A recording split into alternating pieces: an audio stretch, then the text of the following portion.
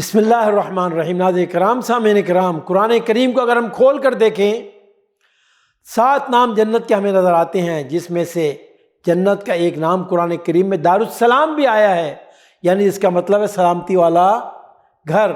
اللہ رب العالمین قرآن کریم میں سورہ یونس میں اس بات کو ارشاد فرماتے ہیں جس کا مفہوم ہے، اور اللہ تعالیٰ تمہیں دارالسلام کی طرف دعوت دے رہا ہے، ہدایت اسی کے اختیار میں ہے جسے وہ چاہتا ہے سیدھا رستہ دکھاتا ہے۔ ناظرین کرام، جنت کا دوسرا نام قرآن کریم میں دار المتقین آیا ہے، یعنی متقین لوگوں کا گھر۔ اللہ تعالیٰ قرآن کریم میں سورہ نحل میں ارشاد فرماتے ہیں، جب متقی لوگوں سے پوچھا جاتا ہے کہ تمہارے رب کی طرف سے کیا نازل کیا گیا ہے، تو وہ کہتے ہیں بہترین چیز اتری ہے۔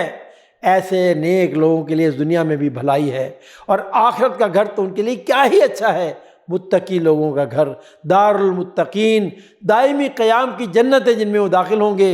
ان قیام گاہوں کے نیچے نہریں بہ رہی ہوں گی، وہاں ہر بات ان کی خواہش کے مطابق ہوگی۔ متقی لوگوں کو اللہ تعالیٰ ایسے ہی بدلہ دیتے ہیں۔ ناظرین کرام، اسی طرح قرآن کریم میں جنت کا ایک اور نام دارالقرار آیا ہے، یعنی قرار کی جگہ۔ سورہ مومن میں اللہ تعالیٰ ارشاد فرماتے، مفہوم ہے، اے میری قوم کے لوگوں، یہ دنیا کی زندگی تو بس چند روزہ ہے، قرار کی جگہ تو آخرت ہی ہے۔ اسی طرح جنت کا ایک چوتھا نام مقام امین، یعنی امن کی جگہ آیا ہے۔ اللہ رب العالمین سورہ دخان میں ارشاد فرمایا، بے شک متقی لوگ امن کی جگہ میں ہوں گے، باغوں اور چشموں میں رہیں گے۔ اللہ اکبر، اللہم اجعلنا منہم یا رب العالمین۔ اسی طرح ناظرین کرام، جنت کو دار الاخرہ یعنی آخرت کا گھر بھی کہا گیا ہے۔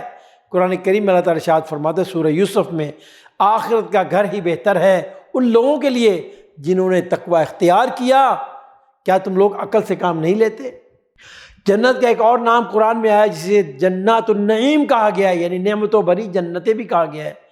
اس میں سورہ واقعہ میں اللہ رب العالمین ارشاد فرماتے ہیں، مفہوم ہے، اور آگے والے تو آگے والے ہی ہیں، وہی تو مقرب لوگ ہیں، نعمت بھری جنتوں میں رہیں گے۔